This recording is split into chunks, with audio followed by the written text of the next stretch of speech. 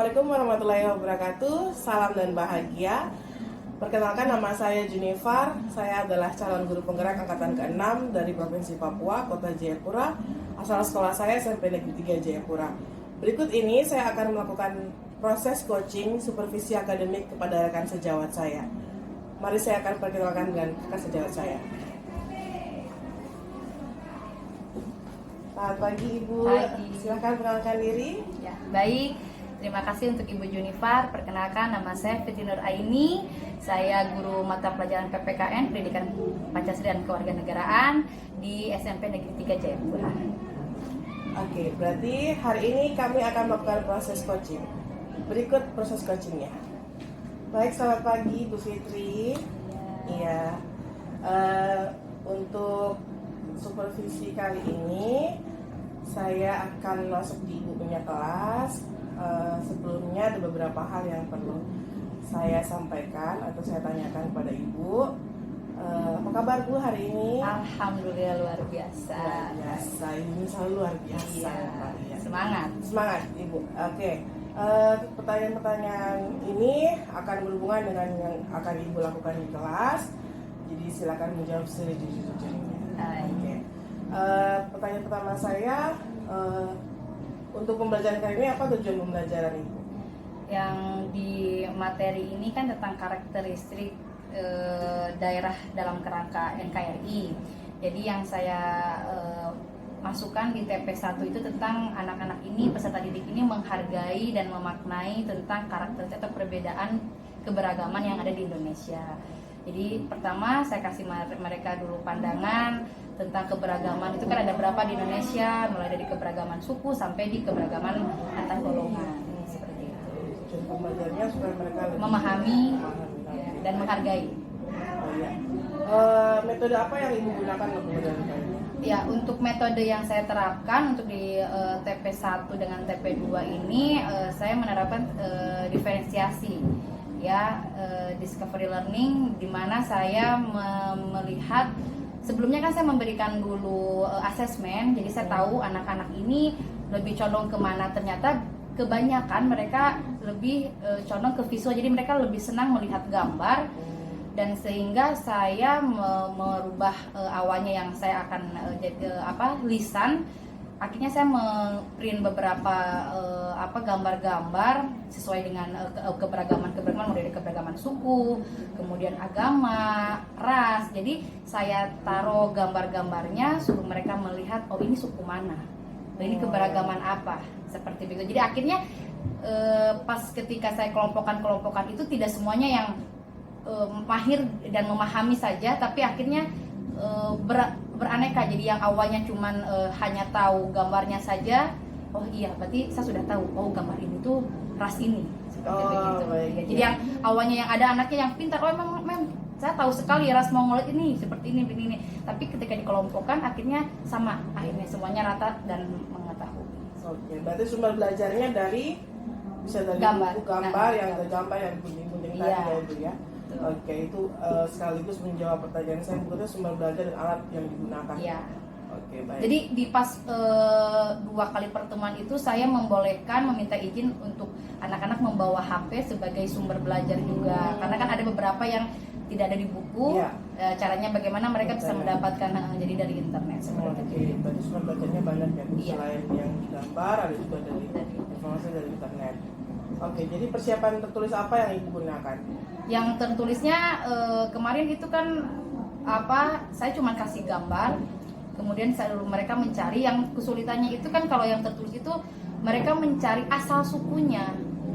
Jadi itu yang sumber tertulisnya yang memang masih, jadi kemarin juga masih penilaian saya masih agak kurang.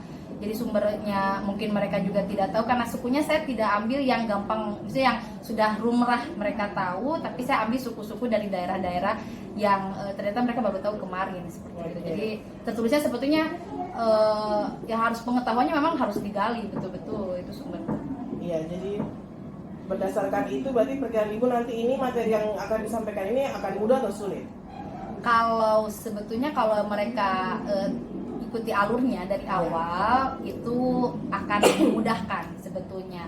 Jadi mereka tahu, oh iya ini tuh keberagaman suku, oh ini tuh jenis alat musik, oh ini jenis rumah adat. Namun di sini ya itu sudah kekurangan pengetahuan mereka. Jadi kemarin itu dipaksa mereka harus tahu akhirnya. Jadi sebelumnya mereka kurang paham. Tapi ada anak yang memang dia, "Ma'am, ini saya tahu karena di sini di Papua ada seperti tongkonan, rumah adat tongkonan." Iya. Nah, jadi ada juga, "Oh iya betul, iya Ma'am, kayak begini ininya bentuknya." Jadi ya saya senang sekali sih pas pembelajaran ini akhirnya memicu mereka akhirnya yang tidak tahu menjadi tahu, yang tahu memberi informasi kepada temannya. Jadi tutor sebaya seperti itu. Oh iya, berarti tutor sebaya itu. Apakah ada kemungkinan siswa dalam kelas yang tidak paham alur pembelajaran itu? Ada, Ada. jelas ada yang pasif. Ya makanya Iya, ada kelompok-kelompok supaya yang iya. pasif bisa Iya. ikut partisipasi. Oke, yang terakhir Ibu, kompetensi apa yang kira-kira bisa nanti siswa dapatkan setelah mempelajari? Ya, yang saya harapkan di sini peserta didik selain tadi memaknai, dia bisa menghargai, mencintai. Ya, menghargai, mencintai itu berarti mereka sudah tahu.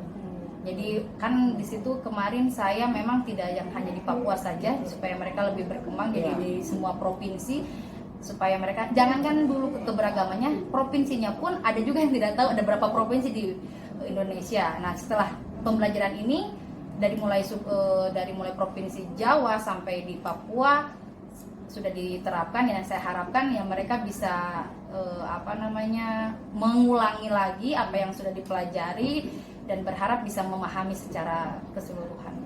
Baik, itu tadi dasar pertanyaan sebelum kita melakukan observasi di kelas Ibu. Untuk selanjutnya saya bisa masuk di kelas Ibu. Iya. Terima kasih. Ya.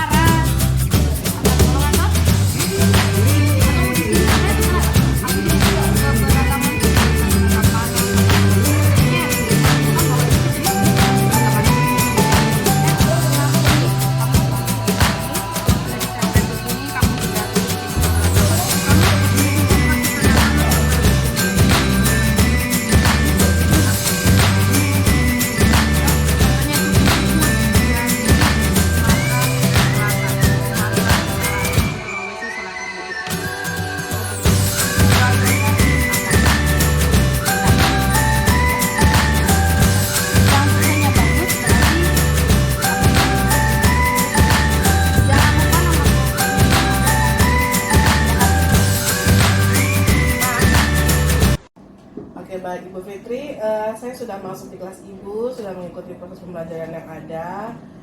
Berikut ini ada beberapa pertanyaan lagi untuk setelah kita melakukan observasi. Yang pertanyaan pertama saya itu, bagaimana kesan Ibu? Apakah Ibu merasa puas, senang setelah mempraktekkan atau melakukan pembelajaran yang tadi? Oke. Ini memang luar biasa. Saya sangat senang sekali karena semuanya aktif. Yang tadi saya bilang yang anak pasif pun mereka mau untuk menggunting, baru saya bilang ini kira-kira kelompoknya di mana?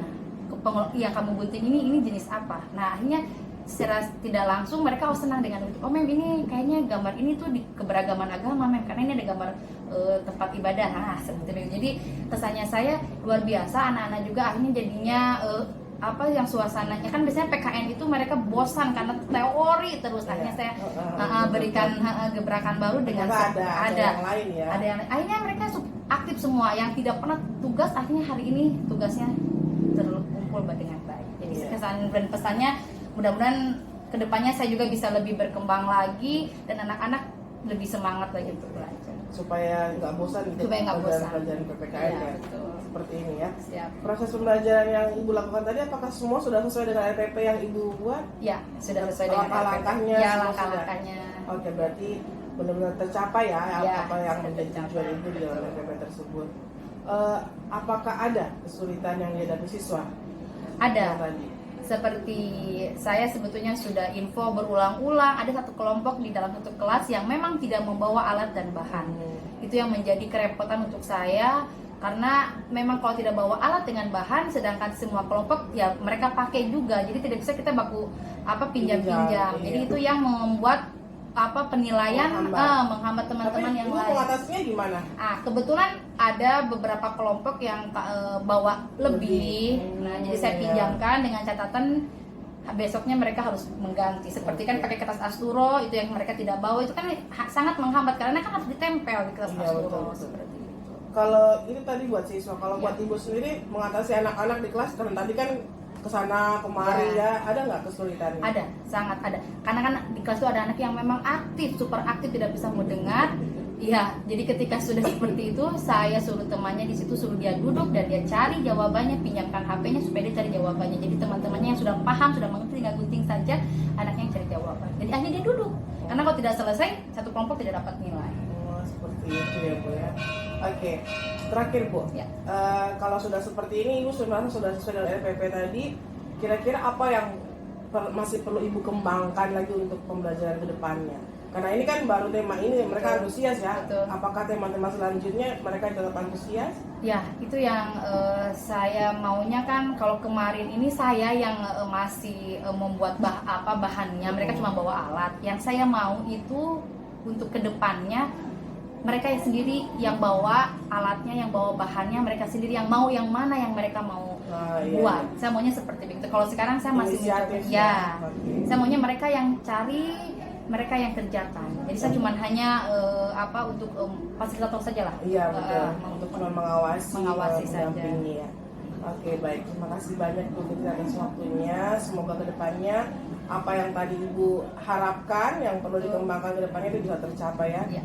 Karena anak-anak kita pasti butuh sekali sosok guru yang seperti ini, yang betul-betul memahami apa yang mereka butuhkan. Iya. Baik, terima kasih banyak Ibu atas waktunya.